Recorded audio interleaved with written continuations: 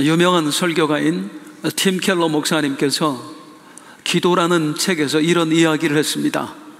어느 날 목사님의 가정에 한꺼번에 고난이 밀려왔습니다. 사모님은 크론병 진단을 받았고요, 목사님은 갑상선암 진단을 받았습니다. 그야말로 총체적인 난국이 시작이 된 거죠. 이 일을 해결하기 위해서 여러 가지 방법을 사용을 하는 거예요. 물론 기도도 했지요. 그런데 그때 어느 날 사모님께서 이런 말을 합니다. 여보, 하나님이 감동을 주셨는데 우리 매일 저녁 시간을 정해놓고 우리 함께 기도해요. 그러니까 그게 부담이 되는 거예요. 그러니까 스케줄이 있는데 매일 시간을 정해놓고 같은 시간에 둘이 함께 기도한다는 게 쉬운 일이 아니잖아요. 대답을 못하고 머뭇하고 있었습니다. 그때 사모님이 했던 이야기가, 여보, 우리가 불치병에 걸렸다고 생각을 해봐요. 의사가 우리에게 약을 주면서 꼭 시간 맞춰서 드셔야 됩니다. 만약 한 번이라도 이 약속을 어기면 당신은 몇 시간 안에 죽을 수도 있습니다 라고 말한다면 우리가 그 약 꼬박꼬박 먹지 않겠어요? 무슨 일이 있어도 그 약속 지키지 않겠어요? 이때 충격을 받아요. 팀 켈러 목사님이, 내가 무엇을 의지했나 정말. 그러면서 둘이 매일 저녁 시간이면 같은 시간에 함께 모여 기도했습니다. 한 번도 빼놓지 않고 주님 해결해 주실 때까지. 일이 있어서 외국에 나가는 때가 있으면 서로 전화로 붙잡고라도 함께 기도할 정도로 열심을 내었어요. 우리 기독교는 기도의 종교입니다. 기도를 빼놓지 않고는 기독교를 설명할 수가 없어요. 또 기독교에서 기독교인들이 기도하지 않고는 결코 신앙생활에서 승리할 수 없습니다. 왜요? 우리의 삶 속에는 보이지 않는 영적인 공격이 있거든요. 악한 원수 사탄 마귀가 우리를 끊임없이 무너뜨리기 위해 공격한단 말이에요. 때로는 죄의 유혹으로, 때로는 고난으로 우리를 넘어뜨리려고, 우리의 믿음을 잃어버리게 하려고 공격을 한단 말이에요. 일반적인 고난이라면 우리의 능력으로 해결 가능합니다. 내 재주로, 또 내 지혜로, 내 인맥으로 해결이 가능합니다. 그런데 그 고난이 마귀가 가져다 준 고난이면요, 절대로 내 능력으로 안 돼요. 왜요? 우리가 마귀를 어떻게 이길 수 있어요? 마귀를 이기실 수 있는 분은 오직 하나님밖에 없습니다. 마귀가 가져다 준 고난 앞에서, 마귀가 준 공격 앞에서 우리를 지켜낼 수 있는 분은 하나님밖에 없는 거예요. 그런데 그 하나님을 움직이는 힘이 기도입니다. 그래서 우리는 기도해야만 신앙생활에서 승리할 수가 있는 거예요. 그런데 이 기도가 중요한데, 기도를 얼마나 오래 하느냐도 중요하고 얼마나 간절히 중요하느냐도 중요하지만, 기도에서 정말 중요한 것은 무엇을 기도하느냐 하는 것입니다. 무엇을 기도하느냐에 내 가치관이 담겨 있거든요. 우리는 내가 가장 중요하게 여기는 것을 가장 먼저 기도하고 가장 오래, 그리고 가장 간절히 기도합니다. 내가 가장 간절히 매달리는 기도 제목이 내가 가장 중요하게 여기는 거예요. 우리 성도님들에게 한번 여쭙겠습니다. 요즘 성도님들은 기도하실 때에 무엇을 가장 먼저, 그리고 가장 간절히, 가장 오랫동안 기도하십니까? 그게 여러분이 가장 중요하게 여기는 것입니다. 오늘 본문에는 바울의 기도가 나옵니다. 오늘은 우리가 이 바울의 기도를 한번 살펴볼 텐데요, 먼저 바울은 이렇게 부르며 기도를 시작합니다. 14절 15절 같이 읽을게요. 시작. 이러므로 내가 하늘과 땅에 각 족속에게 이름을 주신 아버지 앞에 무릎을 꿇고 비노니. 하나님 하고 부르는데, 우리 하나님을 어떤 분이라고 불러요? 하늘과 땅의 각 족속에게 이름을 주신 아버지요. 온 천하 만물에게 이름을 주신 분, 그건 누구를 말하는 거예요? 창조주를 말하는 거예요. 그러니까 하나님을 그냥 하나님이라고 부르는 게 아니라 창조주 하나님이요, 이렇게 부르는 거예요. 왜요? 우리가 계속 말씀을 들었지만 하나님이 우리에게 주신 구원은 어떤 구원? 새로운 창조, 새 창조. 우리를 새로운 피조물로 만드셨잖아요. 그렇기 때문에 하나님을 창조주 하나님, 창조주 아버지시여, 이렇게 부르는 거예요. 그런데 또한 어떻게 비노니? 무릎을 꿇고 비노니 했습니다. 이거 우리에게 굉장히 익숙한 말이지만 이스라엘 사람들에겐 아주 생소하고 어색한 말이었습니다. 이스라엘 사람들은 기도할 때 서서 했어요. 무릎을 꿇고 기도하지 않았어요. 그런 저들에게 무릎을 꿇고 기도하노니, 이 말은 굉장히 생소한 말인 거예요. 왜 이렇게 말을 할까요? 간절하다는 겁니다. 내가 하나님 앞에 무릎을 꿇을 수밖에 없을 만큼 이제 하나님 앞에 드리는 기도에 간절하다는 거예요. 도대체 어떤 기도에 그렇게 간절했을까요?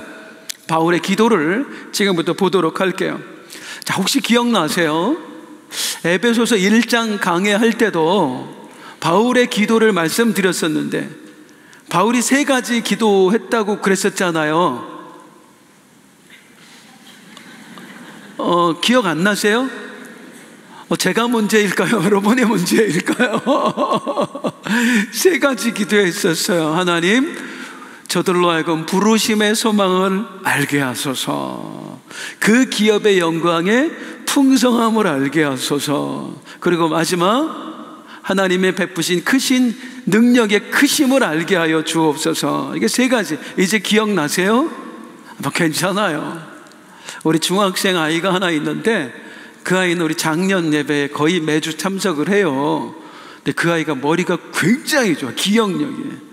그래서 우리 목사님들 막 설교하면 와서 얘기해요. 목사님, 그거 몇 년도 몇 월 달에 했었다고, 그 설교.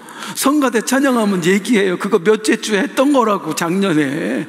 와, 그런 사람 많이 없어서 다행입니다.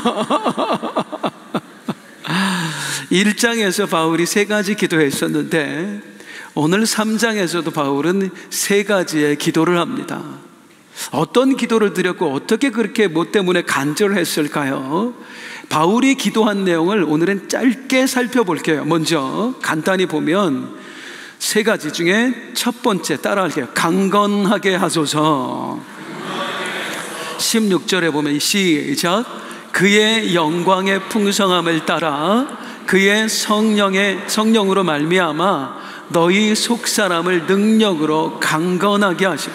하나님, 강건하게 해주세요. 근데 무엇을 강건하게 해주세요? 속사람을.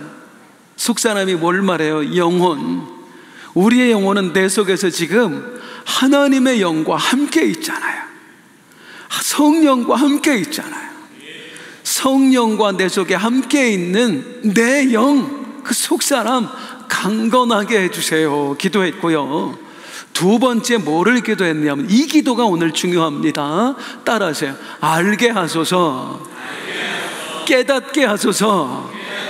그렇게 기도합니다. 18절 19절 시작. 능히 모든 성도와 함께 지식에 넘치는 그리스도의 사랑을 알고 그 너비와 길이와 높이와 깊이가 어떠함을 깨달아. 하나님, 알게 해주세요. 에베소 성도들 뭘 알게 해주세요?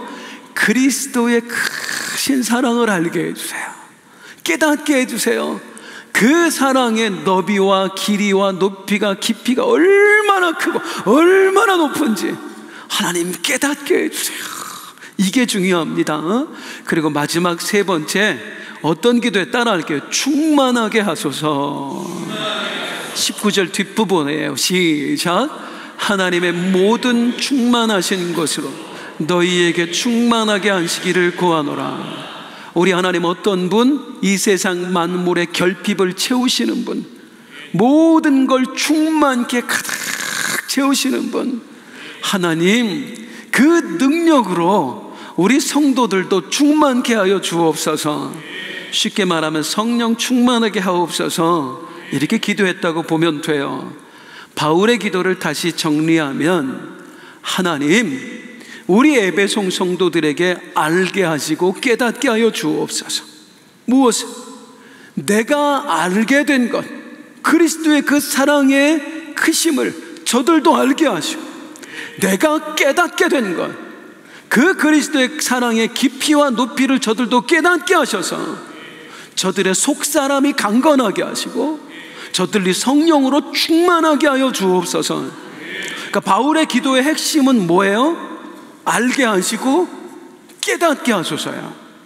알게 하시고 깨닫게 하소서. 내가 알게 된 것을 저들도 알게 하시고 내가 깨달은 것을 저들도 깨닫게 하여 주옵소서. 그러면 바울이 알고 바울이 깨달은 게 뭐예요? 우리 2주 내내 들었던 거예요. 하나님의 경륜이에요. 하나님의 구원 계획. 이걸 바울이 깨달았잖아요. 어느 날 바울이 깨달은 하나님의 경륜, 구원의 비밀은 그야말로 놀라운 것이었습니다. 세상에 하나님이 우리를 구원하시는데 그냥 구원이 아니래요. 아예 새롭게 창조하시는 거예요. 새로운 피조물. 어떻게? 무려 하나님께 반역을 저지른 우리에게 하나님의 영을 집어넣어 주시는 거야. 그리고 우리로 하여금 하나님과 하나가 되게 해주시는 거예요. 하나님의 영을 품은 우리도 서로 하나가 되게 해주시는 거예요. 그리고 너와 내가 함께 하나 되어 영원히 살자. 이 사랑의 교제를 영원히 누리며 함께 살자. 이 사랑의 교제는 오직 삼위일체 하나님, 성부, 성자, 성령 세 분만 누리실 수 있는 거예요. 그 안에 너도 들어와. 너도 이 교제 속으로 들어와. 이 경륜을 바울이 깨달은 겁니다. 이 하나님의 구원 계획을. 하나님의 구원이 이렇게 놀라운 것이었구나. 그런데 이건 감추어진 비밀이었다니까요. 누구도 몰랐어요. 천사도 모르는 비밀이었어요. 하나님은 이 구원 계획을 아무에게도 알게 하지 않았어요. 왜? 방해할까봐, 마귀가 방해할까봐. 그래서 하나님은 꽁꽁 싸매고 감춰놨다가 누구에게 제일 먼저 깨닫게 하셔요? 바울에게. 바울아, 내가 이루고자 하는 구원은 이런 거야. 겨우 너를 천국에 가는 정도, 그 정도 차원의 구원이 아니야. 나는 너와 하나가 되어서 영원히 함께 살고 싶어. 이게 내가 주고 싶은 구원이야. 이걸 깨닫는 순간 너무 감사해. 왜? 천사에게도 안 알려주셨던 비밀을 나에게 깨닫게 하시고, 저 대단한 베드로를 비롯한 사도들도 모르는 비밀을 나에게 가장 먼저 깨닫게 하시고, 이게 감사해서 견딜 수가 없는 거예요. 내가 뭐라고 이런 비밀을, 이 하나님의 경륜을, 하나님의 구원 계획을 알게 하십니까? 깨닫게 하십니까? 바울은 결단합니다. 이제 내가 이걸 위해서 살자. 우리 하나님의 꿈을 이루기 위해서 살자. 하나님의 꿈이 뭐예요? 너와 내가 하나 되자. 우리 모두가 하나 되자. 그걸 위해서 바울은 하나님의 꿈을 가지고 품고 이방인을 향해 달려가는 거예요. 하나님은 저들도 구원해서 당신과 하나 되기를 원하시는데 이방인들에겐 복음을 전해주는 사람도 없잖아요. 유대인들은 이방인에게 구원이 없다고 하면 개 취급하잖아요. 내가 저들에게 가자. 우리 하나님의 꿈을 이루어드리자. 그리고 바울은 거기에 자기의 일생을 바칩니다. 사실은 이것 때문에 바울이 숱한 고초를 겪은 거거든요. 이방인에게 복음 전한 것 때문에 몰매를 수도 없이 맞았고요. 지금 감옥에도 갇히게 된 거고요. 수시로 굶어야 했고요. 사람들에게 오해도 정말 많이 받았어요. 그런데도 감사한 거예요. 내가 뭐라고 나 같은 것에 이 놀라운 구원의 비밀을 깨닫게 하시는가, 알게 하시는가. 감사합니다. 내가 주를 위해 살 수밖에 없습니다. 그 바울이 지금 간절히 기도하고 있는 거예요. 뭐라고? 하나님, 내가 알게 된 복음의 비밀을 저들도 알게 하여 주옵소서. 내가 깨달은 구원의 경륜, 하나님을 위해 살 수밖에 없도록 만든 이 깨달음을 저들에게도 허락하여 주시옵소서. 이것 때문에 바울이 그렇게 간절했던 거예요. 내가 알게 된 구원의 비밀을 아직도 모르고 있는 사람들 때문에 간절하다. 사랑하는 여러분, 우리가 구원의 비밀을 알게 되었을 때, 복음이 무엇인가를 알게 되었을 때 나타나는 현상이 있습니다. 이 복음의 비밀을 모르는 사람이 그렇게 불쌍해요. 이 구원의 비밀을 깨닫지 못한 사람이 너무 안타까워요. 교회 밖의 사람들, 장차 자기들이 어떻게 되는지, 예수 믿으면 어떻게 되는지도 모른 채 그저 돈에 모든 걸 쏟아붓고 사는 사람들, 그냥 쾌락에 모든 걸 쏟아붓고 사는 사람들이 그렇게 불쌍해요. 복음의 비밀을 깨달을 때 나타나는 현상이에요. 그런데 있잖아요, 복음의 비밀을 알게 되잖아요, 교회 밖의 사람들만 불쌍한 게 아닙니다. 교회 안에 있는 사람들 중에서 이걸 깨닫지 못한 사람들, 그렇게 불쌍해요. 교회는 다니는데 복음을 몰라요. 교회는 다니는데 구원을 몰라요. 진짜 구원 받은 걸까 싶은 사람들 보면 불쌍해서 견딜 수가 없어요. 가끔 교회 안에 어떤 분들 계시냐면 시험에 들어서 교회를 안 나오는 분들이 있어요. 누가 그냥 무심코 한 몇 마디 말 때문에 마음이 상해서, 그가 무심코 했던, 그냥 생각 없이 했던 행동에 열이 받아서 어느 날 갑자기 교회 안 나오는 거야. 예배를 안 드리는 거야. 내가 열 받아가지고 교회 못 나가겠다고, 내가 저것들 꼴보기 싫어서 내가 예배 드리기 싫다고. 복음의 비밀을 알면 진짜 구원이 뭐예요? 성령이 내 안에 들어와 나와 하나 되신 거예요. 진짜 구원의 비밀을 알면 하나님이 사랑스러워서 견딜 수가 없거든. 사랑하면 무슨 일이 생겨요? 보고 싶어요. 연애할 때 생각을 해보세요. 그때 내가 잠깐 미쳤었잖아요. 방금 만나고 왔는데 또 가서 집에 와서 또 전화통 붙들고 보고 싶어. 진짜 구원받은 사람은, 진짜 복음의 비밀을 아는 사람은 하나님이 너무 보고 싶어. 예배할 수 없으면 견딜 수가 없어. 예배가 너무 드리고 싶어. 그런데 말 한마디 때문에 나 교회 안 가. 그 작은 행동 때문에 나 예배 드리기 싫어. 저 사람이 진짜 복음을 아는 사람일까? 저분이 정말로 구원받은 사람일까? 그런 모습을 보면 견딜 수가 없는 거예요. 안타까워서. 또 어떤 사람을 보면 안타까워요. 교회는 나오는데 예배 드리는 일에 전혀 관심이 없어요. 예배는 아예 안 드려요. 그냥 앉아만 있어요. 그리고 그냥 봉사에만 열심히, 만나서 교제하는 거에만 모든 걸 쏟아붓고 예배에는 전혀 관심 없는 분들, 그런 분들 보면 너무 속상해요. 정말 복음을 아는 걸까? 진짜 구원을 받은 걸까? 왜요? 성령이 가르쳐 계시기 때문에 은혜에 목마를 수밖에 없거든요. 진짜 구원받은 사람은. 예배에서 은혜를 채우지 않으면 이 심령이 허해서 견딜 수가 없단 말이에요. 그래서 힘들지만, 정말 힘든 데로 가서 너무나 몸이 피곤하지만 눈을 부릅뜨고 말씀을 들을 수밖에 없고, 싸워서 나 살아야 돼, 은혜 받아야 돼, 그럴 수밖에 없거든요. 그런데 그걸 놓아버린 분들이 있어요. 예배의 자리에 앉아있는데 봉사만 관심 있는 분들, 또 어떤 분들은 뭐 2부 예배는 없습니다. 스마트폰만 들여다보고 가요. 거기 뭐 있는데요? 주식 차트? 그게 여러분의 영혼을 살립니까? 게임하다 가면은 뭐예요? 나 예배 드리고 왔어요? 아니요, 게임하다 간 거예요. 주식만 하다 간 거예요. 웹툰만 보다 간 거예요. 그런데 앉아서 그러고 있어요. 안타까워 견딜 수가 없다니까요. 저분이 복음을 아는 걸까? 정말로 구원받은 사람일까? 또 어떤 분을 보면 안타깝냐면요, 예수 믿는다고 하면서도 여전히 죄에 빠져서 허우적대는 분들, 전혀 삶이 바뀌지 않은 분들, 그런 분들 보면 속상해 견딜 수 없어. 내 속에 계신 성령님이, 성령님과 하나 되셨으면 내 속에 계신 성령님의 탄식 소리가 들려올 텐데, 내가 이렇게 죄에 빠져, 우리는 연약해서 죄를 지을 수밖에 없지만 그런 나로 인해서 탄식하는 성령의 그 마음이 느껴져서 괴로울 텐데 어찌 저렇게 무사태평한가? 어찌 저렇게 죄를 지으면서도 뻔뻔하게 아무 가책도 느끼지 못하는가? 정말로 복음을 아는 것인가? 구원을 받은 것일까? 안타깝고 불쌍하고 그럴 수밖에 없다고요.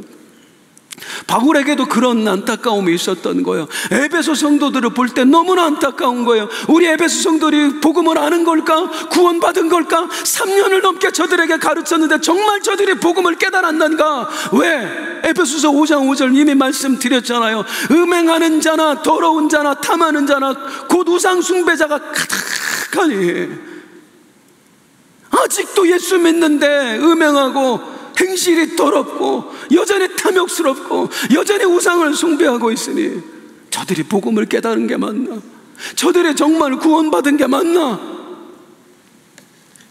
너무너무 간절한 마음으로 하나님 앞에 기도합니다. 하나님, 제발 간구합니다. 우리 에베소 성도들, 내가 알게 된 복음의 비밀을 저들도 알게 하여 주시옵소서. 내가 깨달은 이 하나님의 경륜을 저들도 깨닫게 하여 주시옵소서. 진짜 그리스도인 되게 하여 주시옵소서. 이게 바로 바울이 그렇게 간절할 수밖에 없었던 이유예요. 자, 그런데 바울이 정말로 간절했던 이유가 또 하나 있습니다. 그가 무릎까지 꿇어가면서 하나님, 제발 저들로 하여금 알게 해주세요, 저들로 하여금 깨닫게 해주세요 라고 기도했던 이유, 그것은 장차 에베소 교회에 닥쳐올 위기 때문이었습니다. 하나님께서 바울에게 성령으로 깨닫게 하신 게 있어요. 그래서 바울이 에베소 성도들을 경고합니다. 여러분, 이런 위기가 찾아올 겁니다. 두 가지 위기인데, 첫 번째 어떤 위기냐면 이제 교회 안에 이단이 침투하게 됩니다. 성령께서 이걸 알게 하셨어요. 그래서 바울이 에베소 교회에서의 목회를 마치고 저들과 이별할 때에 간곡히 당부하고 또 경고합니다. 어떻게 하냐면 사도행전 20장 29절 30절 시작. 내가 떠난 후에 사나운 이리가 여러분에게 들어와서 그 양떼를 아끼지 아니하며 또한 여러분 중에서도 제자들을 끌어 자기를 따르게 하려고 어그러진 말을 하는 사람들이 일어날 줄을 내가 아노. 양떼를 잡아먹으려고 이리가 공격을 하는 것처럼 교회 안에 하나님의 양무리들을 잡아먹기 위해서 이리 같은 자들이 침투할 것입니다. 그들은 어그러진 말을 하는 사람들입니다. 이 어그러진 말이 뭘 말하는 거예요? 가짜 복음을 말하는 거예요. 거짓 복음을 말하는 거예요. 그런 사람들이 교회 안에 들어오게 될 것입니다. 깨어 있어야 됩니다. 복음을 붙잡고 사셔야 됩니다. 실제로 그렇게 돼요. 에베소 교회 안에 나중에 이단이 침투합니다. 우리가 새벽에 그 말씀 받잖아요. 그래서 디모데전서 1장 6절에 보면 에베소 교회에 어떤 일이 벌어지냐면 시작.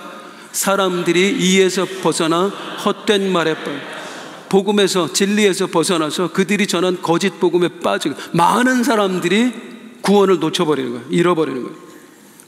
이걸 바울이 깨닫고 나서 성령의 음성을 듣고 너무나 염려가 되고 너무나 안타까운 거예요.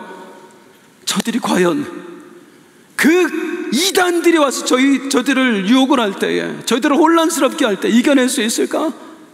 과연 거기서 끝까지 믿음을 지켜낼 수 있을까? 하나님 간구합니다. 우리 에베소 성도들 지켜주옵소서. 내가 알게 된 복음의 비밀을 저들도 알게 하시고 내가 깨닫게 된 하나님의 경륜을 저들도 깨닫게 하여 주시어서 그 이단의 공격으로부터, 그 거짓 복음으로부터 저들의 영혼을 건져 주옵소서, 지켜 주옵소서. 사랑하는 성도님들, 신앙생활을 영적 전쟁이라고 합니다. 왜요? 마귀가 끊임없이 우리를 공격하기 때문이에요.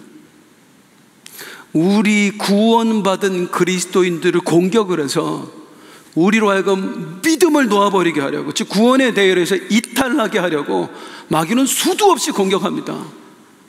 마귀가 사용하는 여러 무기들이 있는데요, 그 중에서 가장 강력하고 날카로운 창이 뭐냐면 거짓 복음입니다. 이거보다 더 무서운 건 없어요. 거짓 복음이에요. 참 구원자이신 예수 그리스도, 믿으시나요? 그분 외에 다른 구원자가 있다고 거짓을 말하는 거야. 우리는 오직 예수 그리스도를 믿음으로만 구원받을 수 있습니다. 믿으시나요? 믿음 외에 다른 구원의 방법이 있다고 우리에게 전하는 거예요. 우리를 유혹을 하는 거예요. 여기에 혹해서 구원을 잃어버린 사람들이 얼마나 많이 있어요. 여러분, 우리나라 이단이 수백만 명입니다. 통일교, 하나님의 교회, JMS, 신천지, 그리고 구원파, 여기에 빠져, 이단에 빠져 있는 사람들 중에 상당수가 원래 예수 믿는 사람들이에요. 아무것도 모르는 사람들이 거기에 간 게 아니고 처음에 다 예수 믿었던 사람들이 그 이단에 빠진 거예요. 하나님의 구원을 받았다고 하는데, 복음의 비밀을 깨달았다고 하는데 어느 날 그걸 다 잃어버린 거예요. 진짜로 알고 있었던 게 아닌 거예요. 진짜로 알고 있었던 게. 그래서 바울이 그토록 간절했던 거, 알게 하옵소서, 깨닫게 하여 주옵소서. 사랑하는 여러분, 알아야 됩니다. 깨달아야 됩니다. 복음이 무엇인지, 구원이 무엇인지 명확하게 알아야 됩니다. 그 어떤 마귀의 공격에도 넘어지지 않을 정도로 우리는 명확하게 알아야 돼요. 공격할 거거든요. 수도 없이 공격할 거거든요. 그런 줄 선줄로 생각하는 자는 넘어질까 조심하라. 마귀의 공격 아무도 못 이겨요. 하나님이 지켜주셔야만 이길 수 있어요. 교회 안에 닥쳐올 또 하나의 위기가 있었어요. 바울이 정말 염려했던 위기, 그거는 기독교 대박해였습니다. 지금 바울이 감옥에 갇혀 있지만 복음을 전하던 사람들이 고초를 겪고 있지만 이건 아직까지는 소수에게만 해당되는 일이었습니다. 바울과 사도 몇 사람에게만 해당되는 이야기였지 본격적으로 기독교인들을 박해하지는 않았어요. 얼마 안 남았습니다. 이제 몇 년 후면 네로 황제에 의해서 본격적으로 로마 제국의 기독교 대박해가 시작이 될 겁니다. 지금 바울이 감옥에 지금 에베소서를 쓰고 있는 이때로부터 몇 년 후만 있습니다. 얼마 안 남았어요.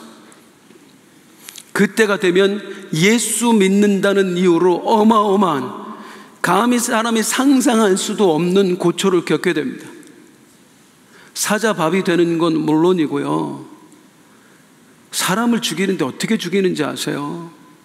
양 같은 거, 그 가죽 있잖아요.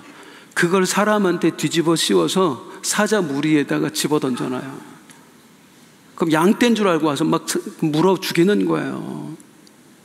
그리고 사는 사람을 산채로 꼬챙이에 꿰어서, 말씀드렸죠, 횃불로 태워 주겠다고, 끓는 기름가마에 넣고 십자가에 못 박혀 죽이기도 하고 찢어서 죽이기도 하고, 막 인간이 상상, 제가 오늘 여기서 차마 말씀드리지 못할 그런 어마어마한 사형법들을 고안을 해내요. 네로 황제가 예수 믿는 사람 죽이려고.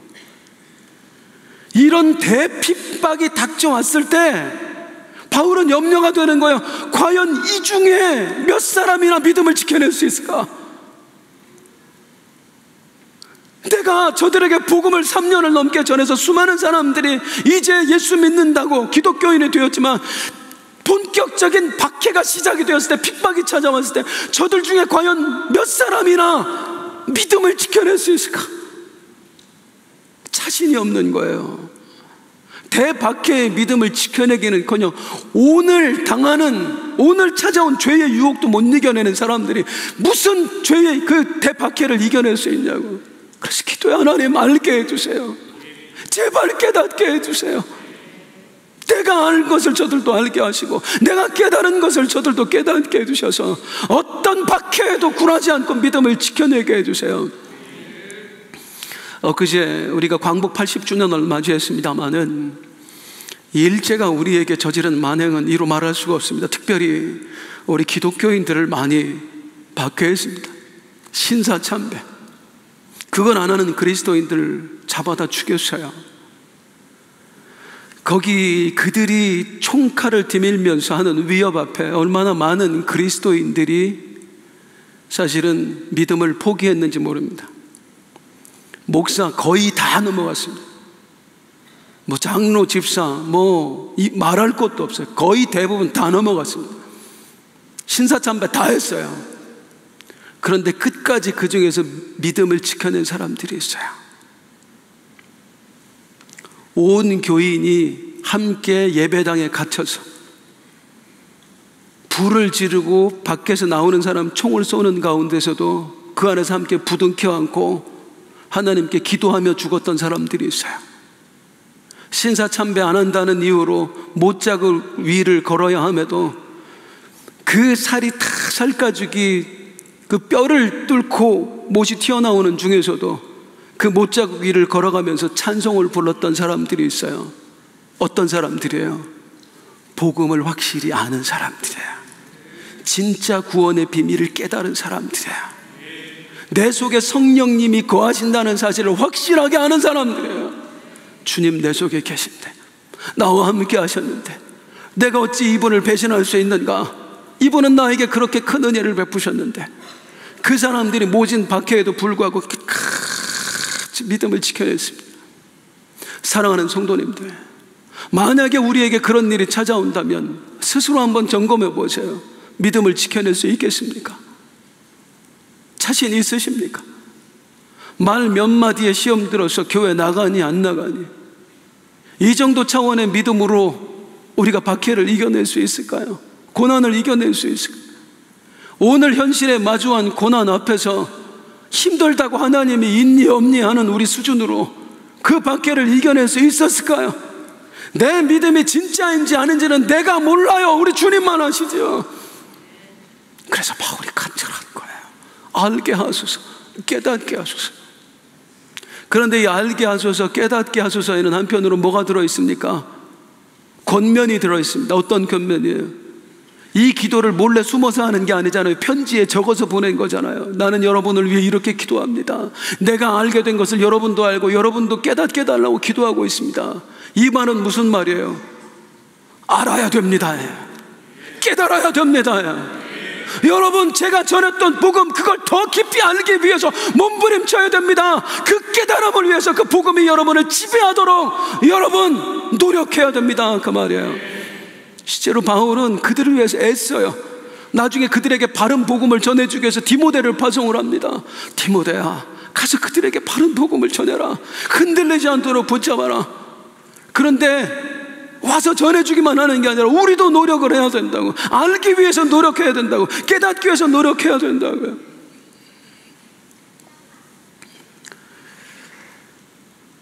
나는 아는데 복음을 알면 가만히 있을 수가 없어요. 복음을 알면, 진짜 복음을 알면 예수님을 위해 안 살 수가 없어요. 아직도 저는 복음의 깊이를 다 몰라요.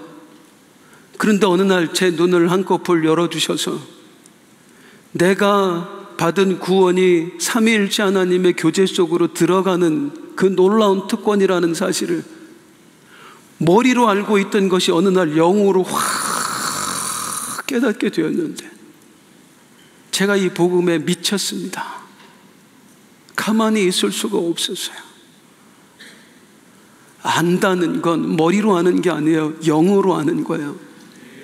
그냥 지식적으로 깨닫는 게 아니에요. 영으로 깨닫는 거예요. 그걸 원하는 거예요. 제발 알게 하옵소서, 깨닫게 하소서. 그리고 알기 위해, 깨닫기 위해 노력해야 돼요. 예배에 목숨 거셔야 됩니다. 진짜 복음을 알 수 있는 기회예요. 이 시간은 귀를 여셔야 돼요. 눈을 부릅뜨셔야 돼요. 마음문을 열고 들으셔야 돼요. 피곤할 것 같으면 잠을 더 주무시고 오세요. 예배에 목숨 거세요. 그래야 영원히 살 수 있어요. 성경 공부도 하세요. 성경도 읽으세요.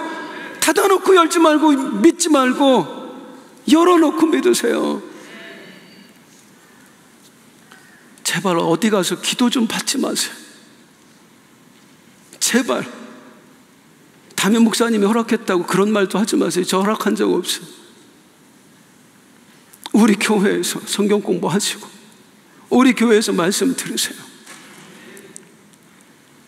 복음을 모르겠으면 에베소서 강해 오늘 1년 동안 상반기 동안 했던 것 또 들으시고 또 들으세요. 기도하시고 들으세요. 하나님, 내 영이 듣게 하옵소서. 내 영이 깨닫게 하여 주옵소서. 기적이 일어날 줄로 믿습니다. 지금은 거의 없는데요, 한때 우리가 길을 가다 보면 이런 질문하는 사람 많이 만났습니다.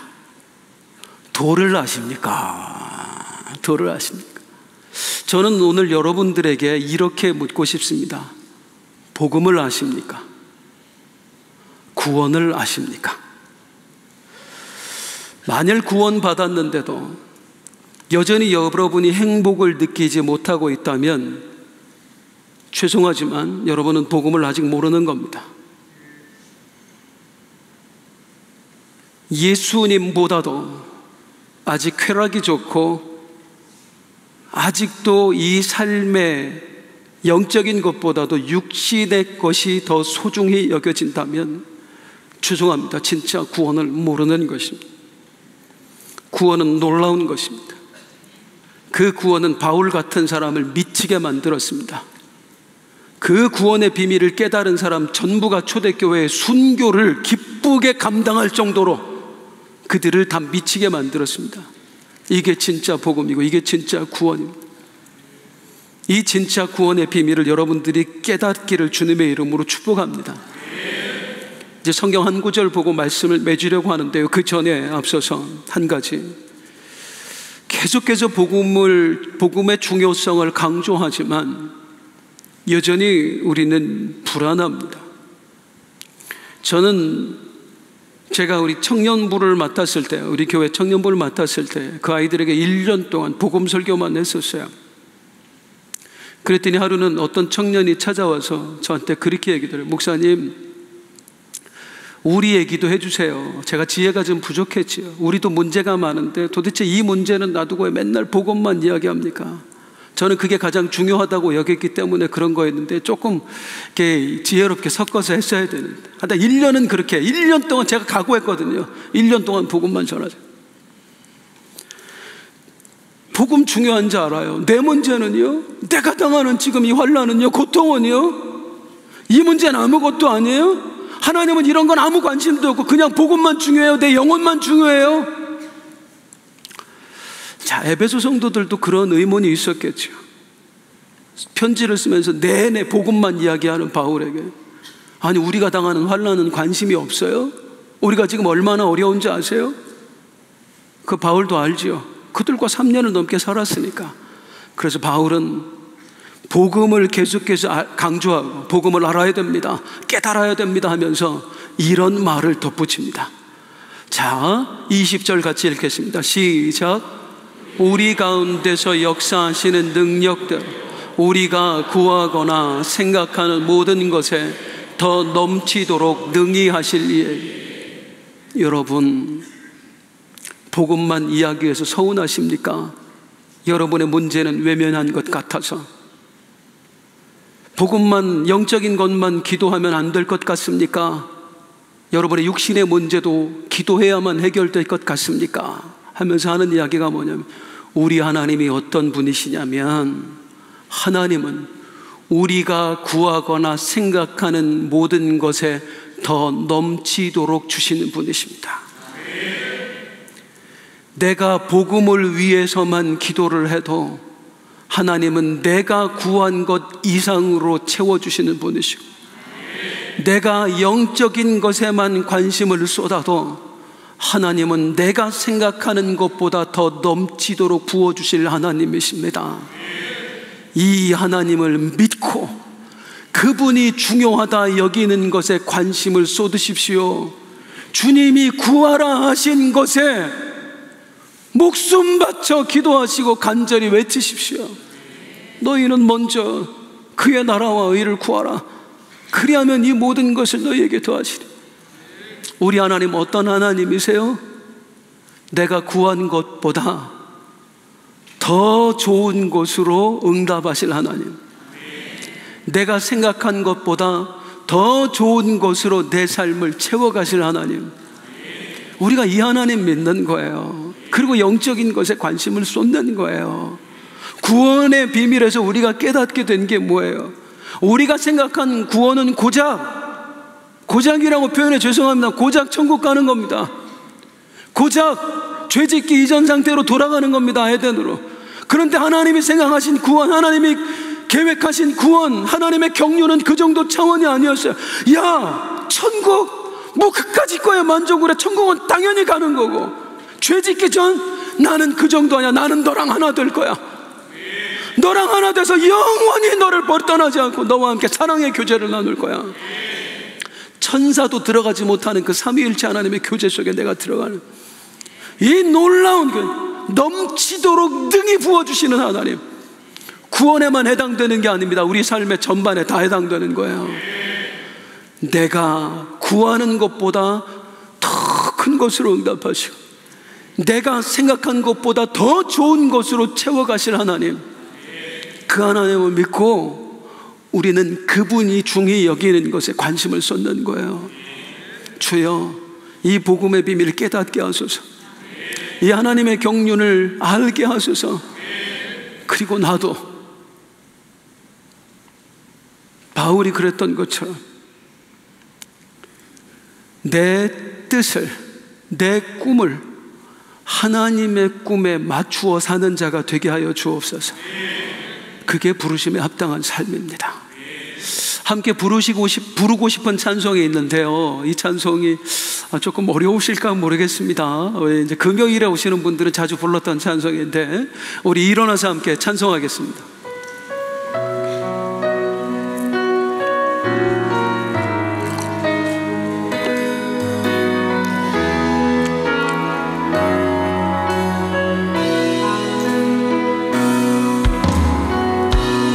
나의 기도하는 것보다 더욱 응답하실 하나님, 나의 생각하는 것보다 더욱 이루시는 하나님, 우리 가운데 역사하신 능력대로 우리들의 간구함을 넘치도록 능히 하실 주님께 모든 영광과 존귀 찬양과 경배를 돌리지어다. 모든 영광과 존귀 찬양과 경배를 돌리지어다. 나의 기도하는 것보다, 나의 기도하는 것보다 더욱 응답하실 하나님, 나의 생각하는 것보다 더욱 이루시는 다시 한번 나의 기도하는 것보다 더욱 응답하실 하나님, 나의 생각하는 것보다 더욱 이루시는 하나님, 우리 가운데 역사하신 능력대로 우리들의 간구함을 넘치게 해주시는 하나님이세요. 능히 하실 주님께 모든 영광과 존귀 찬양과 경배를 돌리지